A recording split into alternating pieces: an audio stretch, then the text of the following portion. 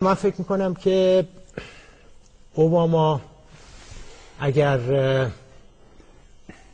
تو این قریبه به 100 روز که در کاخ سفید جلوس پیدا کرده، اگر هر روز یک تغییر کلان در سیاست خارجیش میداد، بازم در جمهوری اسلامی ایران گفته میشدش که ایشون تغییری نداده.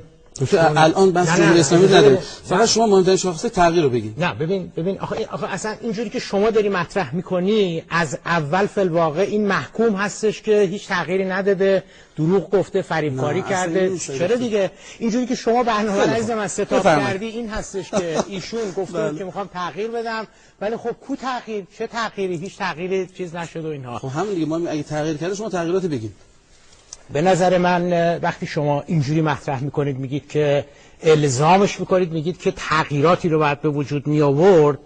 نه سوال اصلا این نیست که الزام کرده. من میگم که تغییرشون داده یا نداده. همین به نظر من اگه شما از من میخواین بپرسین، این که ایشون وقتی وارد کاخ سفید شد، اولین دستور، اولین به قول خدامون اولین حکم حکومتی که صادر کرد تعطیلی گوانتانامو بود، این به نظر من بزرگترین تغییر هست.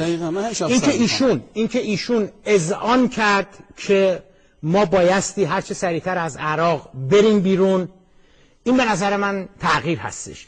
اینکه ایشون خیلی قرص و محکم در مورد افغانستان میخواد بایسته، این به نظر من بزرگترین تغییر هستش.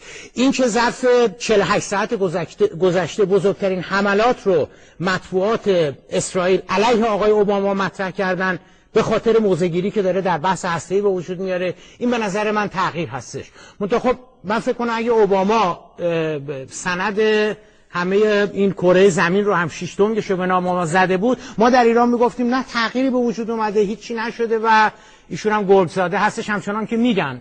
اگر اوباما تو این 100 روز چه میکرد، ایشون امشب به ما میگفتن که بله تغییراتی اتفاق افتاده. اگه چه میکرد آقای دکتر حاج بابایی تغییر بود، حداقل اموال ما رو آزاد میکرد به جای زندان. کدوم اموال ما رو؟ اموالی که از اول انقلاب تا الان همه رو. خب من باید به این سوال پاسخ بدم، برای اینکه اصلا ما اموالی در آمریکا نداریم.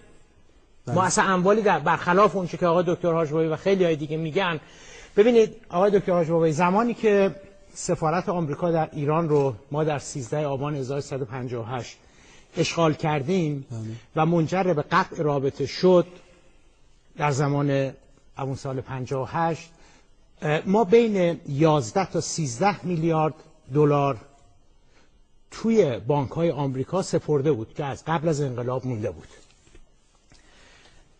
حالا بعد که بیانیه الجزایر تصویب شد و منجر به آزادی گروگان‌ها شد، قرار شدش که دادگاه یا ترایبونالی که در لاهه تشکیل میشه متشکل از یک قاضی ایرانی، یک قاضی آمریکایی و یک قاضی هلندی، قاضی سوم، که شکایاتی که ایرانیا و آمریکایی‌ها علیه یکدیگر دارن بره اونجا رسیدگی بشه و نهایتاً اون دادگاه رأی صادر بکنه.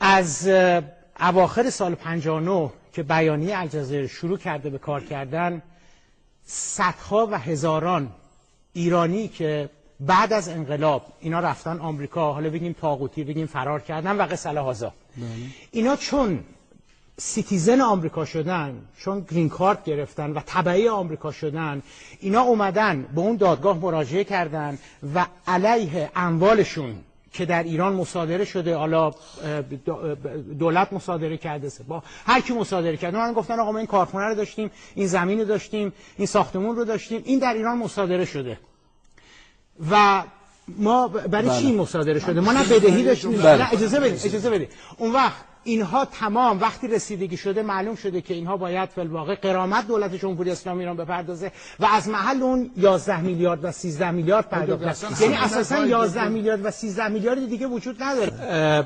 ایشون شما فرمودید که چه فایده داره این تضاد و تقابل و رویارویی. منم با شما کاملا هم عقیده هستم. این تضاد، این تقابل، رویارویی بین ما و آمریکا ظرف 30 سال گذشته بجز اینکه دمار از روزگار منافع ملی ما در آورده، هیچ فایده دیگری برای ما نداشته.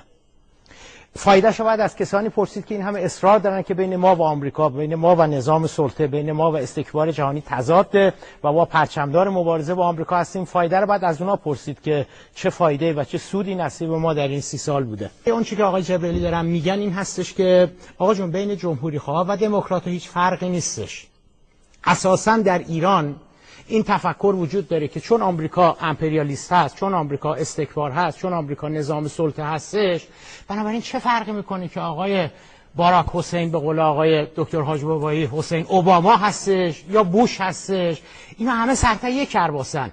سیاست‌ها رو در آمریکا در یه زیرزمینی، در یه جای تاریک سربسته‌اش هیچ کی نمیتونه ببینه، صهیونیستا، لابیای یهودی، اسلحه سازان بزرگ، کارخونه دارا، اینا هستن که و مردم هم فکر میکنن که دارن میرن پای صندوق، دارن میرن دارن مثلا رأی میدن، دارن در انتخابات شرکت میکنن، تغییر به وجود میاد. اینها مسلمه که وقتی شما با آمریکا اینجوری نگاه بکنین که اوباما کاری نیست، رئیس جمهور کاری نیست و یه لابیای مخفی پیچیده فراماسونری که توی جاهای تاریک میشینن و سیاست دنیا رو رقم میزنن، بله خب نتیجهش این میشه که شما مثل آقای جبرئیلی برگردین بگین که جمهوری خواه و دموکرات‌ها فقط در ظاهر هستش که با هم دیگه تفاوت دارن. اتفاقا من فکر می‌کنم یکی از کارویژه‌های آمریکا، یکی از دلایلی که ما دوست داریم یه چیزی به نام آمریکا باشه، اتفاقا دقیقاً همینه که خیلی از مشکلات و مصائب و ناکارآمدی‌های خودمون رو